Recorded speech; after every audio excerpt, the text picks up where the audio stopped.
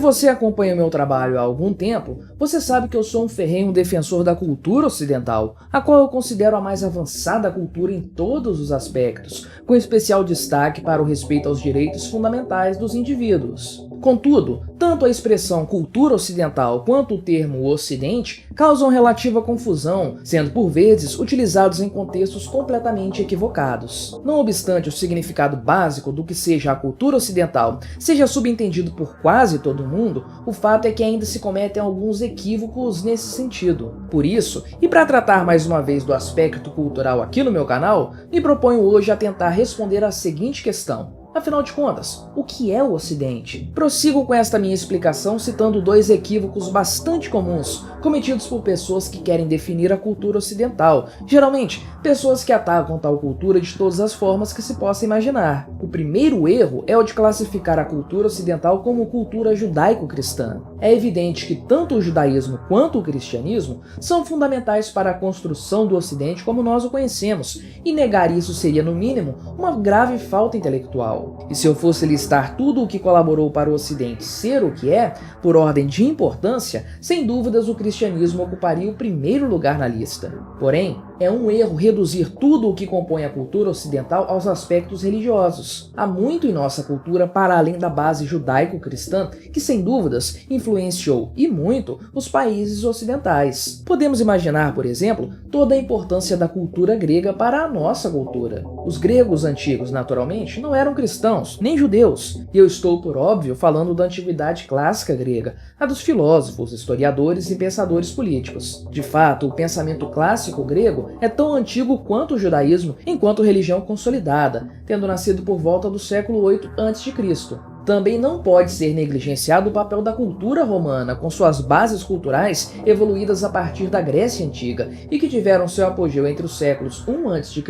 e V d.C. Pense no aparato arquitetônico romano, que influenciaria séculos de edificações ocidentais. Pense nas técnicas militares e no direito romano. Pense no latim, língua que evoluiria para grande parte dos idiomas ocidentais hoje utilizados. Enfim, pense em tudo o que nossa civilização herdou da Roma Antiga para perceber como essa influência jamais deveria ser desprezada. Sim, Roma se tornou um império cristão a partir do século IV, mas Roma nasceu fundamentalmente como uma cidade pagã, e assim foi durante muito tempo. Aliás, não foram poucas as culturas pagãs que tiveram influência para a cultura ocidental. É claro que, cada uma a seu tempo, as civilizações pagãs que formaram a Europa foram se convertendo ao cristianismo. Porém, esses povos nasceram e se desenvolveram como bárbaros pagãos. A esses bárbaros, o Ocidente deve diversas línguas, como o inglês, o alemão e tantos idiomas eslavos. A esses pagãos, devemos a estrutura nobiliárquica que se desenvolveu na Europa durante muitos séculos. Até mesmo a ideia de monarquias hereditárias consolidadas em dinastias oriundas de poderosas famílias da nobreza se desenvolveu entre os bárbaros germânicos, uma vez que durante o Império Romano nunca se estabeleceu uma duradoura dinastia imperial. Todas essas influências foram misturadas e decantadas ao longo de séculos no caldeirão do Ocidente. Filósofos gregos, imperadores romanos, líderes bárbaros, escritores judeus, clérigos católicos, enfim, uma infinidade de pessoas ajudaram a compor as bases do que chamamos hoje de cultura ocidental. Claro que as influências pagãs foram, de certa forma, convertidas ao cristianismo. Isso, porém, não significa que seja possível resumir o Ocidente a uma mera cultura judaico-cristã. A própria ideia de liberdade religiosa tão cara para nós ocidentais é uma prova de que não somos limitados ao aspecto religioso. Há muito para além disso na formação do Ocidente. O segundo erro é o de classificar a cultura ocidental como cultura europeia. Fazer tal afirmação é desconhecer totalmente a história do Ocidente. Pense no próprio exemplo das bases judaico-cristãs da cultura ocidental para você perceber quão grande é esse equívoco. Se formos rastrear as bases culturais mais antigas de nossa cultura, os aspectos gregos e judaicos, veremos que parte de tais bases surge sim na Europa, mas a outra parte, o monoteísmo judaico, surge na Ásia, mais especificamente no Oriente Médio. Dessa região também surgem os primórdios de nosso alfabeto, uma criação fenícia que se espalharia ao longo dos séculos por diversas partes do Mediterrâneo. Com o surgimento do cristianismo, esse fato fica ainda mais evidente. Afinal de contas, embora muita gente pense em Roma como o mais importante centro cristão do mundo, o fato é que essa religião surgiu também no Oriente Médio,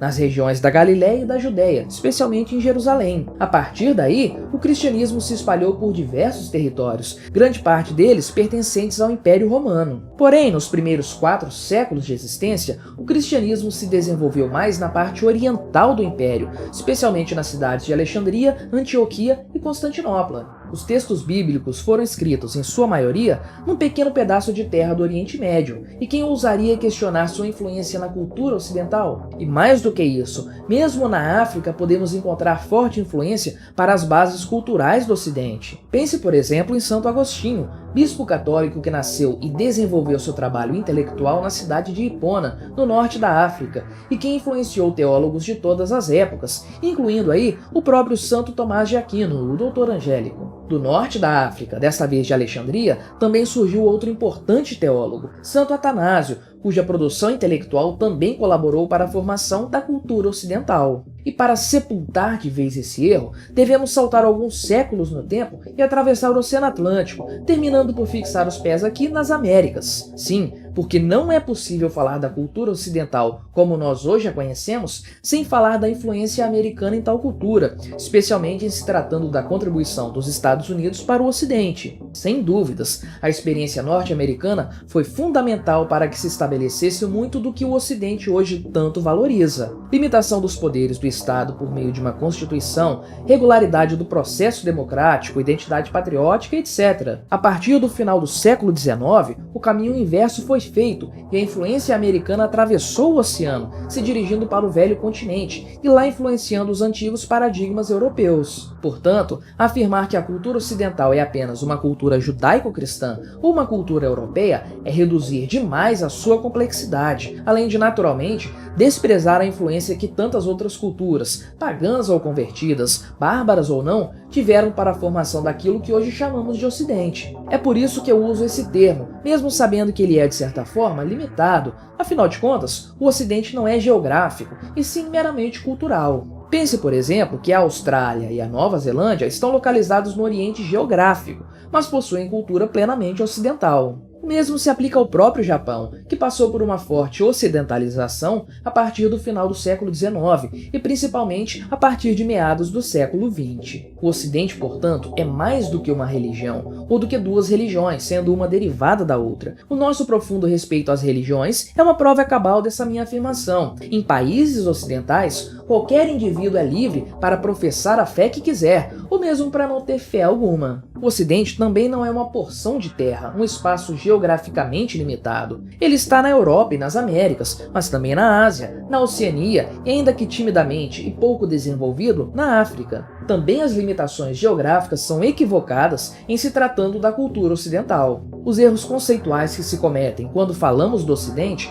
contribuem para perpetuar as calúnias que a cultura ocidental sofre a todo momento por parte dos progressistas. Fazendo-a se resumir aos aspectos religiosos, pretende-se classificar o Ocidente como um exagero fundamentalista. Fazendo tal cultura se resumir à sua origem geográfica, ou seja, ao local onde inúmeras influências se encontraram e se uniram, pretende-se acusar o Ocidente de ser racista, supremacista ou o que o valha. Porém, se analisarmos com honestidade a história da formação da cultura ocidental, encontraremos ali tudo o que faz o ser humano ser quem ele realmente é. Afinal de contas, a história do Ocidente é marcada por guerras, conflitos, traições, reviravoltas, revoluções, quedas de impérios e também de paradigmas. Mas também é marcada por erudição, por apreço à beleza e às boas artes, por respeito à tradição e aos laços familiares, pelos compromissos religiosos e por tantas coisas que a tarefa de enumerar as influências das bases ocidentais acaba não sendo das mais simples. Analisando épocas isoladas da história do Ocidente, veremos que ele enfrentou diversas crises e esteve mesmo perto da extinção. Porém, analisando sua história como um todo, veremos que foram justamente suas corretas bases morais e filosóficas que permitiram a essa cultura se tornar a mais dominante e mais bem desenvolvida cultura humana ainda em vigor no mundo. E isso, meus caros, não é pouca coisa. No Ocidente, encontramos a amálgama de tudo aquilo de mais elevado que existe na humanidade.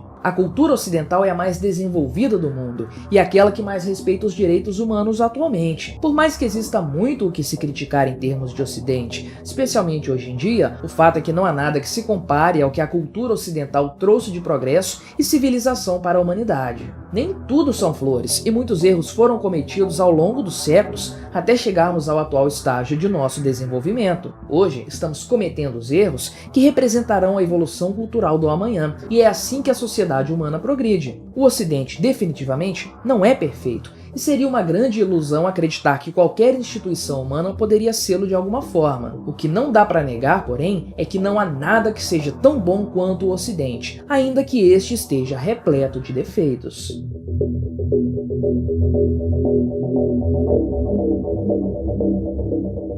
A França acabou. Pelo menos a França como nós a conhecíamos. O que restará no seu lugar é algo que nós ainda não podemos definir, mas o futuro daquele país é bastante incerto.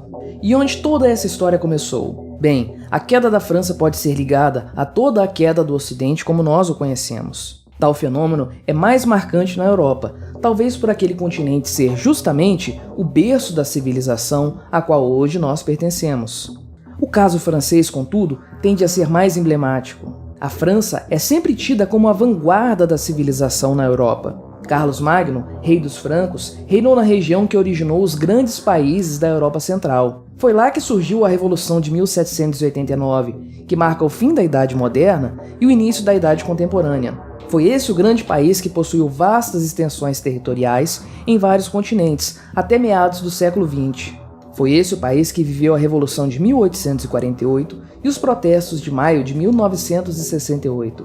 E é justamente nesse emblemático e simbólico país que vemos acontecer de forma mais sistemática a queda do Ocidente. Não se trata apenas do plano político, afirmação que poderia fazer eco às recentes cartas emitidas por militares franceses e que podem representar um enfraquecimento do presidente Emmanuel Macron. Estamos falando da queda não de um governo, nem apenas de um país, mas sim de toda uma cultura. O incêndio na Catedral de Notre-Dame, um dos grandes símbolos parisienses, ocorrido em 2019, é uma imagem da queda da França cristã. Não obstante aquele não tenha sido um evento criminoso, ele reflete bem a decadência de uma cultura que outrora fora pujante. De qualquer forma, igrejas queimam por toda parte na França, algumas por negligência, outras por atos criminosos anticristãos. E é justamente naquilo que mais caracteriza uma cultura, ou seja, o povo, que a tragédia se mostra mais evidente. Isso porque o povo francês, tal como conhecemos e imaginamos, está deixando de existir, sendo substituído por um novo cidadão francês, o muçulmano. O domínio muçulmano sobre a França está se dando de uma forma bastante sutil, se aproveitando daquilo que a sociedade ocidental desenvolveu de pior nos últimos tempos, a perda do sentido da família e da geração de filhos. Em 2019, 1/5 dos recém-nascidos na França recebeu um nome árabe. Esse percentual, no início da década de 1970, era de 2%. Em 50 anos, portanto, a participação árabe na constituição da população francesa aumentou 10 vezes. A taxa de fecundidade na França em 2017 caiu para 1,88 filhos por mulher. Tratava-se de uma terceira queda consecutiva. Não precisa ser um gênio da matemática para perceber que esse é um número insustentável. Se na média um casal tem menos do que 2 filhos, isso significa que ao longo do tempo a população do país irá envelhecer e encolher. Além disso, as mulheres francesas estão tendo filhos cada vez mais tarde. A média de idade para uma primeira gestação é acima dos 30 anos. Por outro lado, a França aprovou o aborto de fetos com até 12 semanas de gestação já em 1975. Lá, a taxa de abortamento de fetos diagnosticados com síndrome de Down é de 77%. O que esperar de um país que mata suas próprias crianças? O crescimento da população muçulmana na França não se dá apenas pela chegada de novos refugiados, algo que se tornou frequente nos últimos tempos. O caso francês é o de um crescimento orgânico, oriundo de uma população já estabelecida naquele país e que, ao contrário do que tristemente é comum no continente, não tem aversão a ter filhos. O resultado óbvio disso é um desbalanceado aumento na população francesa, de forma que, pouco a pouco, a população tradicional da França vai sendo substituída. Os impactos disso não são puramente demográficos. Estamos falando também da mudança de uma sociedade, a alteração de uma cultura e a entrada em cena de novos valores. Tudo aquilo que caracteriza o Ocidente, a arte, a família, a religião, está decaindo, desabando como um prédio em ruínas, ou como uma catedral que arde em chamas.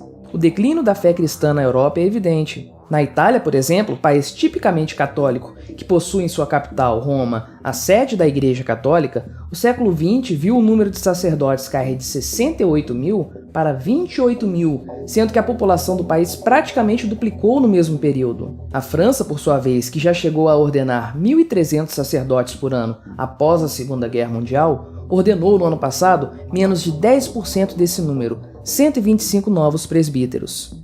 Por outro lado, são contabilizadas por ano 4 mil conversões de franceses ao islamismo. A situação é ainda mais assustadora quando pensamos que esses números provavelmente são muito inferiores à realidade. Estudos preveem uma maioria islâmica na França entre 2050 e 2060. Ou seja, em 30 anos, aquele que foi um dos berços da cristandade será, na prática, um califado, pelo menos do ponto de vista religioso. A cada 2 semanas, uma nova mesquita é aberta na França. Enquanto isso, 50 igrejas são fechadas todos os anos naquele país, seja por causa de atentados violentos, seja por deterioração, seja por simples ausência de fiéis. Estima-se em 5 mil o número de igrejas que foram adaptadas para outras funcionalidades, por exemplo, para tornarem-se discotecas. Na Europa como um todo, 200 templos cristãos são fechados por mês. O fenômeno da perda de fé no Ocidente antigo, ou seja, na Europa, vem de muitos séculos, tendo suas raízes no Iluminismo. Eventos como a Revolução Francesa potencializaram o abandono da fé por parte dos europeus. O advento da chamada separação entre igreja e Estado reduziu, ao longo dos séculos, o poder do clero, mas concentrou ainda mais poder na mão dos governantes. Movimentos de esquerda e socialistas em geral trabalharam arduamente durante as décadas do século XX para que a religião fosse relegada a um patamar inferior dentre os componentes sociais, quase como uma peça de museu. Era tão desejada descristianização do Ocidente. É completamente ridículo, porém, acreditar que descristianizar o Ocidente seja uma coisa boa. O ser humano é um ser religioso e a religião brota naturalmente das sociedades. Retirar o protagonismo do cristianismo não vai transformar a população de um país em uma esmagadora maioria de ateus. O que se vai conseguir com essa atitude é apenas deixar um vácuo, um espaço no coração das pessoas que será preenchido por qualquer outra religião que apareça. E os muçulmanos entenderam isso muito bem. O esvaziamento de uma geração, seja por falta de sentido de vida, seja por redução na natalidade, não acontece por acaso. O que vemos hoje é o reflexo de acontecimentos e decisões passados que influenciaram toda uma nova geração e que colocaram a França numa espiral da morte. Em maio de 1968, uma série de protestos estudantis eclodiu na França, se espalhando em seguida para todo o planeta. Os jovens gritavam a respeito de liberação sexual, guerra do Vietnã e outras platitudes. Me lembro bem de um texto de Nelson Rodrigues, em que ele se debatia sobre a possibilidade de os estudantes franceses, naquele ano de 1968, estarem protestando por absolutamente nada. E no fim das contas, todo aquele alvoroço teve resultados pífios. Contudo, a semente estava plantada. Na esteira desse evento, e de outros como o Woodstock no ano seguinte, constitui-se uma geração que renegou todos os valores ocidentais, em nome de valores que nunca haviam sido provados pelo tempo. O resultado, nós o estamos colhendo agora. Os alicerces do Ocidente foram abalados, e agora a casa inteira pode ruir abaixo. E como sempre, talvez tudo tenha começado pela França. Eventos tão antigos como a capitulação francesa, após meras 6 semanas de combate durante a Segunda Guerra Mundial, deveriam ter acendido um alerta. Algo estava muito errado com um país que se entregava tão facilmente em tão pouco tempo. Décadas antes, a França fora dona de quase toda a Europa sob o comando de Napoleão e de grande parte da África sob a Terceira República. No ano de 732, os invasores mouros, que já haviam dominado a Península Ibérica, onde hoje se localizam Portugal e Espanha, avançavam Europa adentro, tendo por alvo seguinte o Reino Franco, onde se encontra hoje a França. Aquele invencível exército, porém, foi derrotado na célebre Batalha de Poitiers, tendo o vitorioso exército franco sido liderado por Carlos Martel. Estava interrompido, naquele momento, o avanço muçulmano sobre a Europa cristã. Aquela batalha foi decisiva para a história do Ocidente, pois dali em diante os mouros não conseguiram mais avançar sobre a Europa Central. O acontecimento também foi crucial para o início da chamada Reconquista, ou seja, os séculos de batalha na Península Ibérica que expulsaram os mouros de volta para o norte da África, formando nesse período os reinos de Portugal e Espanha em sua atual configuração.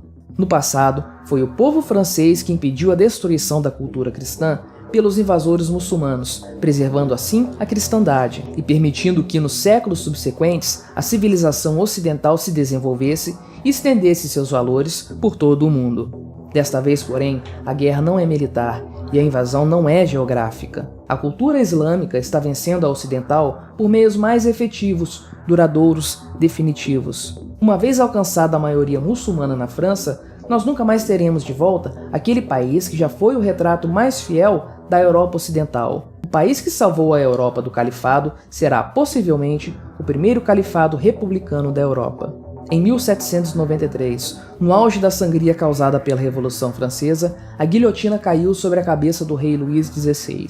Seguiu-se a esse trágico incidente o chamado Terror, época que levou à morte dezenas de milhares de perseguidos políticos. E, alguns anos mais tarde, o Diretório entregou o poder a Napoleão Bonaparte, comandante militar que, em poucos anos, criou um imenso caos em toda a Europa, terminando por arrastar 600 mil franceses para a morte no pesado inverno russo. Desta vez, a guilhotina está posicionada sobre a cabeça da França cristã. Depois que a cabeça rolar, que tragédias virão em sua sequência?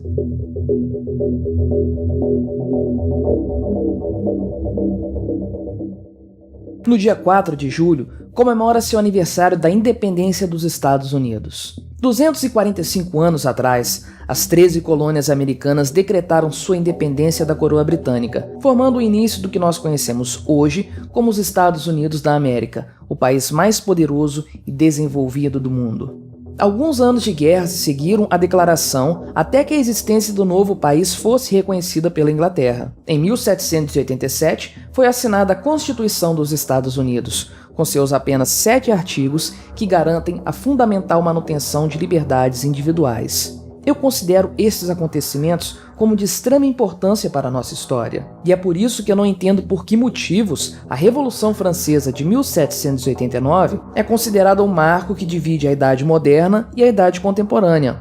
Além de ter sido posterior à independência dos Estados Unidos, ela foi mais efêmera, uma vez que a República Revolucionária Francesa existiu por apenas 10 anos antes de entregar o poder para Napoleão Bonaparte, enquanto que a República Americana é a mesma desde sua fundação até hoje. Mas isso é assunto para outro vídeo. O que me fascina na história dos Estados Unidos são os motivos que deram origem a essa nação. Os primeiros colonos eram indivíduos que fugiam da Inglaterra, especialmente por motivos de perseguição religiosa. Ou seja, eles buscavam uma nova terra onde pudessem professar sua fé livremente. Por isso, essas pessoas se lançaram numa viagem através do Oceano Atlântico para uma terra onde não havia absolutamente nada e onde poderiam começar uma nova vida. Para aqueles colonos não havia mais um passado. A terra deles não era a Inglaterra, mas sim a América. Seria ali, naquela nova terra, que eles começariam sua nova vida. E assim foi feito, e as 13 colônias cresceram e se desenvolveram ao longo de 140 ou 150 anos,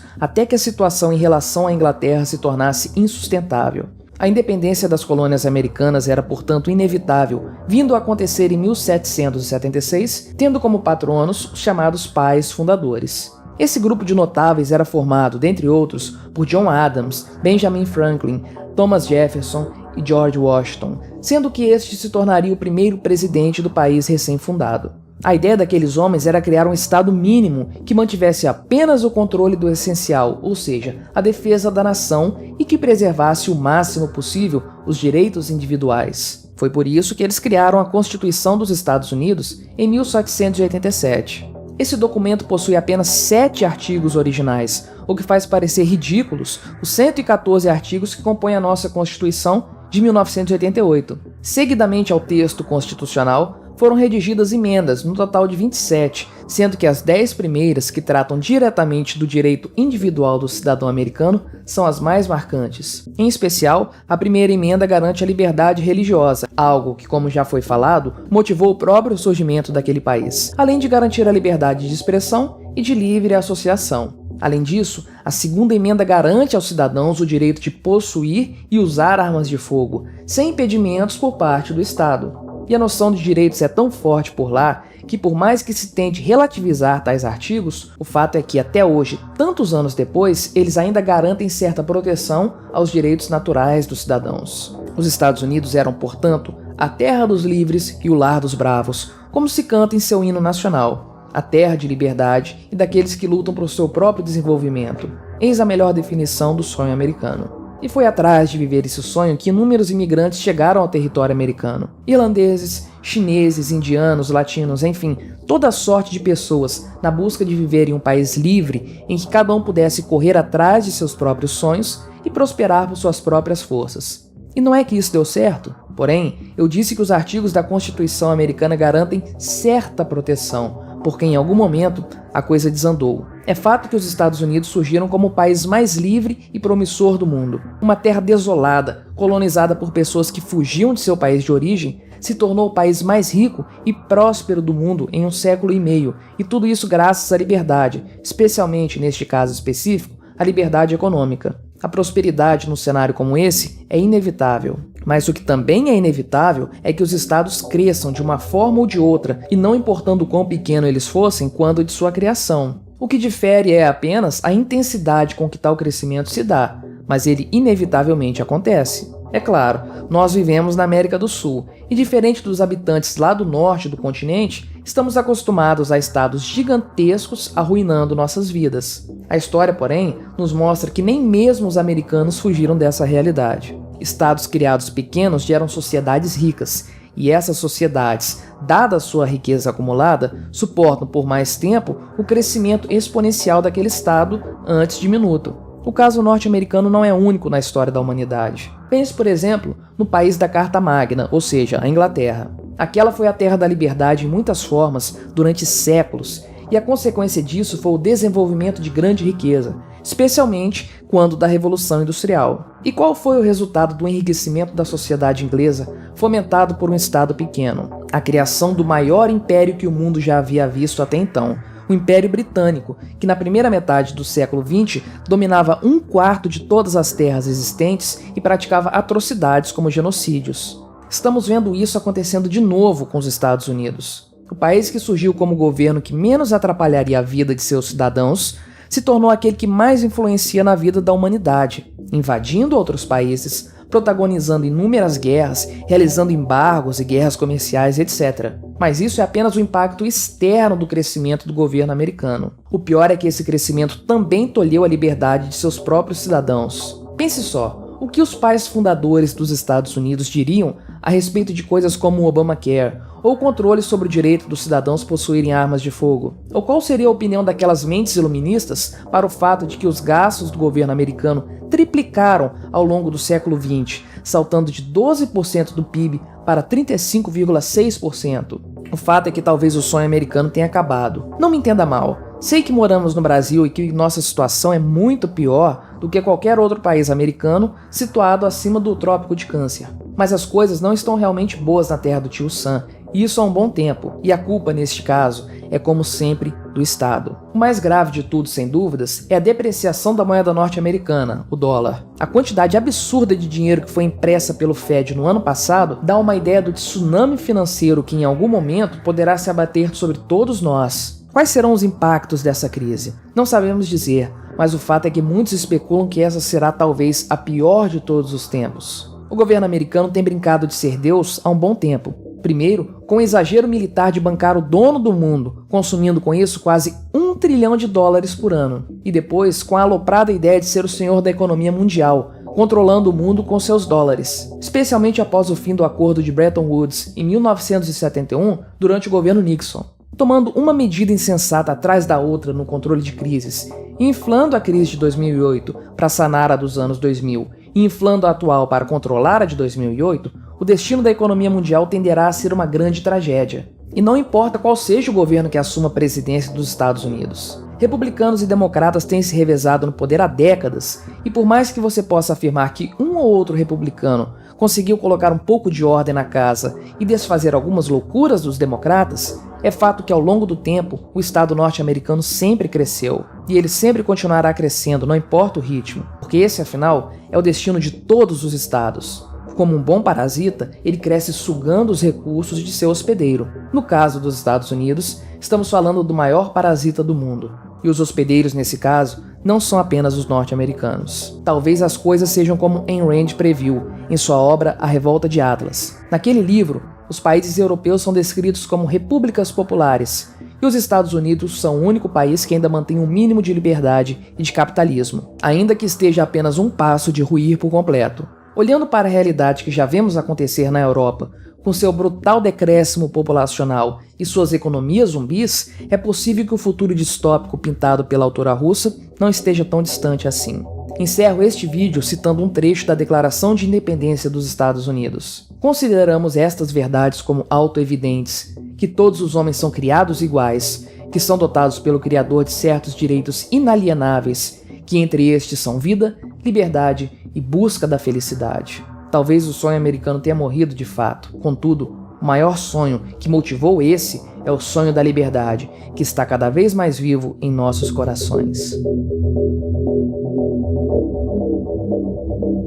No contexto dos Jogos Olímpicos de Inverno realizados em Pequim este ano, o presidente russo Vladimir Putin foi recebido pelo presidente chinês Xi Jinping para uma importante reunião, na qual ambos os governos demonstraram sua aproximação e declararam publicamente suas intenções de proteger suas fronteiras e de combater o que foi classificado como interferências externas. No atual cenário de instabilidade global, especialmente na região da Ucrânia, numa crise diplomática envolvendo a Rússia e também pelas pressões realizadas pela China em relação a Taiwan, esse tipo de aproximação entre as duas potências parece acender um sinal de alerta, não só no Ocidente, mas também em todo o mundo. Será que Putin e Xi Jinping estão querendo formar uma aliança, um grande Oriente? Mas antes de continuar, peço que você deixe o seu like e o seu comentário neste vídeo para ajudar a melhorar o alcance deste canal. E se você quiser apoiar o meu trabalho aqui no YouTube, você pode se tornar membro do meu canal contribuindo com valores a partir de R$ 1,99 por mês. Assim, você me ajudará a produzir um conteúdo cada vez melhor e terá acesso adiantado a estes vídeos e também ao nosso canal do Discord. E não se esqueça de me seguir nas redes sociais que estão aparecendo aí na tela, Instagram, Twitter e Telegram, porque eu sempre posto coisas diferentes por lá também. Bom, naturalmente o título deste vídeo é uma brincadeira. A expressão Grande Oriente é comumente utilizada pela maçonaria para indicar um grupo formado por determinado número de lojas. Aqui, porém, eu me aproprio desse termo para trabalhar numa hipótese, a de que China e Rússia desejam formar uma aliança, algo como um eixo Moscou-Pequim, uma união de potências que se veem, de uma forma ou de outra, ameaçadas pela hegemonia dos Estados Unidos e de seus aliados, grupo de países classificados por eles como o Ocidente, e cujo objetivo seria fazer frente à prevalência norte-americana na geopolítica atual, ou seja, formam uma aliança do Oriente contra as forças do Ocidente. Aproveito a oportunidade também para esclarecer uma confusão que é feita não raramente na seção de comentários aqui do meu canal, especialmente em vídeos em que eu falo sobre a tal cultura ocidental que eu tanto defendo. Alguns, por um lado, dizem que eu quero colocar a cultura ocidental em conflito com a cultura oriental. Outros, porém, dizem que algumas culturas, como a japonesa, são superiores à cultura ocidental. Não vou me aprofundar sobre o tema, mas já adianto que ambas as afirmações estão terrivelmente equivocadas. Primeiro, porque eu nunca utilizei a expressão cultura oriental, porque não acredito que exista uma dicotomia cultural entre o Ocidente e todo o resto do mundo, como se esse representasse o Oriente. Segundo, porque o Japão, meus caros, é um país de cultura ocidental, e isso há mais de um século, mas eu ainda desenvolverei esses dois pontos em outra oportunidade. Rússia e China já tiveram inúmeros atritos no passado. Não é necessário voltar aos séculos 13 e 14, na época das conquistas mongóis, para observar esse fato. Voltemos apenas algumas décadas no tempo, na época da União Soviética pós-Stalin e dos primeiros anos do governo comunista da China, ou seja, no final dos anos 50 e no decorrer dos anos 60. Naquela época, ambos os governos comunistas não conseguiam mais se entender, e o que antes fora concebido como uma cooperação para a expansão expansão da ideologia comunista pelo mundo acabou se transformando numa rivalidade por áreas de influência e, em alguns casos, em pequenos conflitos envolvendo tropas de ambos os lados. De fato, até mesmo após o fim da União Soviética em 1991, algumas questões envolvendo a delimitação das fronteiras entre Rússia e China não ficaram plenamente sanadas, o que significa que a crise entre os dois países, crise essa que, segundo alguns historiadores, poderia ter se agravado ao ponto de se tornar um conflito nuclear, durou algumas décadas. Embora, felizmente, nunca tenha sido travado um conflito de grandes proporções entre os países, o fato é que Rússia e China nunca morreram de amores um pelo outro, e aproximações diplomáticas nunca foram muito bem sucedidas. Pelo menos até os últimos anos, é claro, quando a coisa começou a mudar de figura. Pois bem, parece que as duas potências estão querendo se aproximar para rivalizar com os Estados Unidos. E sim, eu estou tratando a Rússia como sucessora da União Soviética mesmo, e é importante que fique essa lição para todos os que querem brincar de socialistas. Um país pode até sair do comunismo, mas o comunismo nunca sairá daquele país. O governo de Putin e o endurecimento do Estado russo são uma lembrança nada desprezível dos tempos da União Soviética e de seus governantes déspotas. E se Putin se espelha em Stalin ou em Khrushchev, o fato é que Xi Jinping quer também retroceder ao modelo de governo de Mao Tse-tung, uma total centralização das decisões nas mãos do supremo líder, o timoneiro da nação chinesa. Na reunião entre Putin e Xi Jinping, sobraram críticas e alfinetadas aos Estados Unidos de Biden e a seus aliados, ou seja, a OTAN. Para ambos os governantes, alguns estados agem como se estivessem em época de Guerra Fria, querendo impor os seus padrões democráticos ao restante do mundo. Rússia e China, naturalmente, se opõem também à expansão da OTAN e afirmam que sua aliança não terá limites e que não haverá áreas de cooperação proibidas, o que naturalmente não exclui a possibilidade de apoio militar em alguma situação de conflito bélico. Pois bem, quais são os reais interesses envolvidos nessa aproximação entre o governo chinês e o governo russo? Eu aqui não quero fazer uma análise geopolítica ou militar da questão, mas quero trazer o debate para o âmbito do libertarianismo, posicionamento que eu acredito não estar sendo muito explorado nesse aspecto. Vou falar dos estados como aquilo que eles realmente são: máquinas de controle social e de escravidão de pessoas, especializadas em agir de forma violenta e, como não poderia deixar de ser, em desperdiçar uma quantidade enorme de recursos em decisões ruins e descoladas das necessidades do mercado, voltadas apenas para interesses políticos e para o favorecimento de determinados grupos, aqueles que estão próximos do poder. Há algum tempo, eu escrevi e narrei um artigo para a Visão Libertária chamado Guerra é Paz, porque os estados se envolvem em conflitos. Se você ainda não assistiu, vale a pena dar uma conferida. Pois bem, naquele vídeo eu afirmo que as guerras, embora sejam terríveis para a população dos países envolvidos, são excelentes para os estados, especialmente para aqueles que saem vitoriosos ao final do conflito. Durante a guerra, os governantes geralmente possuem a prerrogativa legal de suspender certas liberdades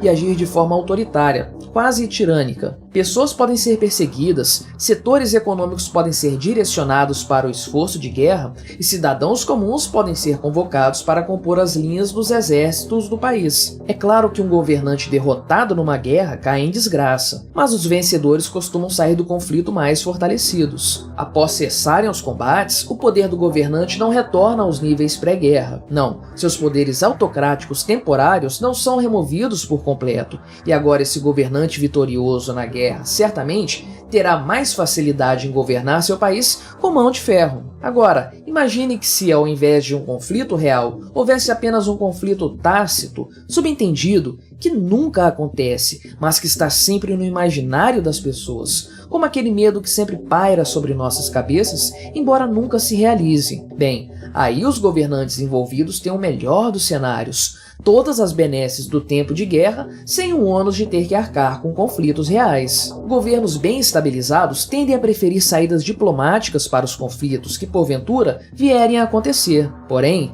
governos enfraquecidos costumam apostar no endurecimento das disputas externas como forma de reforçar o seu poder interno. E então, nós chegamos ao cenário atual, em que não apenas um ou dois governantes enfraquecidos querendo colocar lenha na fogueira global, mas sim 3, sendo eles os citados Vladimir Putin e Xi Jinping, e também o nosso amado Joe Biden, o presidente dos Estados Unidos. Como o Ocidente tende a permitir maior liberdade de imprensa, nós percebemos bem que o Creepy Joe está mesmo mal das pernas em seu país. Porém, embora a carência de informações fidedignas possa dar a entender que os presidentes russo e chinês estão sólidos em suas cadeiras, o fato é que há muitos indícios que apontam para a realidade de que ambos estão sofrendo com oposição dentro de seu próprio governo e também por parte de sua população. Como a saída das tropas norte-americanas do Afeganistão foi um completo desastre, Rússia e China se sentiram mais à vontade para arregaçar as mangas, fazendo um pouco de bagunça geopolítica. Enquanto os chineses lançam seus navios e aviões nas proximidades de Taiwan,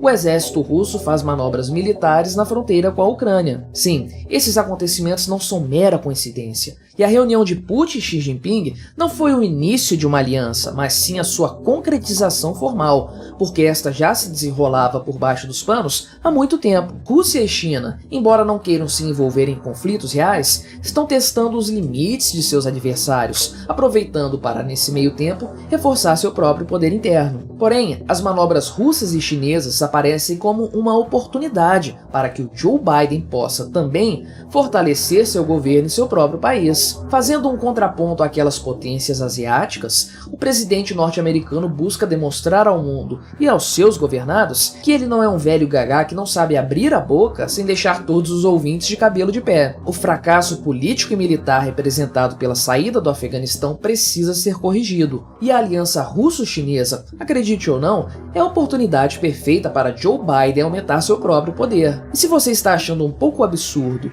imaginar que estados seriam capazes de brincar de terceira guerra mundial apenas para fortalecer seus governantes, bem, você precisa rever os seus conceitos. É para isso que o Estado existe. E aproveitando esse gancho, eu acho incrível que muita gente, que inclusive se afirma como libertária, é capaz de acreditar que o governo chinês, por exemplo, está fazendo jogadas geniais no cenário geopolítico, aumentando sua influência e fortalecendo seu poderio, por meio de acordos, investimentos em outros países e ataques diretos em muitos casos. Mas meu Deus, o que aconteceu com os libertários? Estados são sempre estados, e governos sempre agirão, não tenha dúvidas, de forma ineficiente. Não, o governo chinês não é um primor de genialidade. Como qualquer outro estado, ele desperdiça uma quantidade absurda de recursos em coisas que não são demandadas por ninguém, em investimentos que não são apontados pelo mercado e que não raramente se apresentam como retumbantes fracassos. Nem Putin nem Xi Jinping estão imunes ao problema do cálculo econômico, descrito por Ludwig von Mises há um século e do qual muita gente parece se esquecer. De forma mais ou menos veloz, com maior ou menor intensidade, variando apenas em escala, mas não na natureza de seus resultados, os investimentos estatais sempre levarão o país e seu povo à mais completa miséria, arruinando negócios, enfraquecendo laços sociais e desestruturando toda uma sociedade. Nós já vimos isso acontecer inúmeras vezes. O total colapso de uma estrutura ultra centralizada, dominada por um líder supremo, estrutura essa que pouco antes era vista como eficaz e estável por todas, bem, tal colapso não é nenhuma novidade na história humana. Desta vez, porém, há um diferencial. Não é apenas o Grande Oriente que está sendo atormentado por estados autocráticos e centralizados. O Ocidente, a terra da liberdade e dos direitos humanos, tem visto também de forma assustadora a disseminação de governos cada vez mais autoritários e restritivos, que não possuem freios morais quando o assunto é limitar as liberdades individuais e imprimir dinheiro como se não houvesse amanhã. Também esses governos de social-democracia estão sujeitos ao problema do cálculo econômico, na medida em que uma fatia cada vez maior da sociedade é dominada pela burocracia estatal e suas incontáveis regras estapafúrdias. Todos nós somos marionetes nas mãos de nossos governantes. Se for necessário, estes irão dispor de todos os nossos recursos e até mesmo de nossas vidas, nos lançando em uma guerra desnecessária apenas para reforçar seu próprio poder. Porém, desta vez, há algo de diferente na relação entre os países. Alianças se formam e conflitos chegam a ser estabelecidos, mas no fundo, a maior parte dos governantes já percebeu que a verdadeira guerra atual não é travada entre os diferentes estados, mas sim entre os estados e o povo, que cada vez mais desperta para a realidade de que o grande adversário é o Estado. China e Rússia estão sim se aproximando, numa tentativa de reforçar o poder de seus governantes. Contudo, isso o tempo dirá, ao final de não muito tempo, todos os estados estarão tão enfraquecidos que as guerras promovidas pelos governos e a escravidão dos povos pelo Estado serão apenas uma triste lembrança nas páginas de nossa história.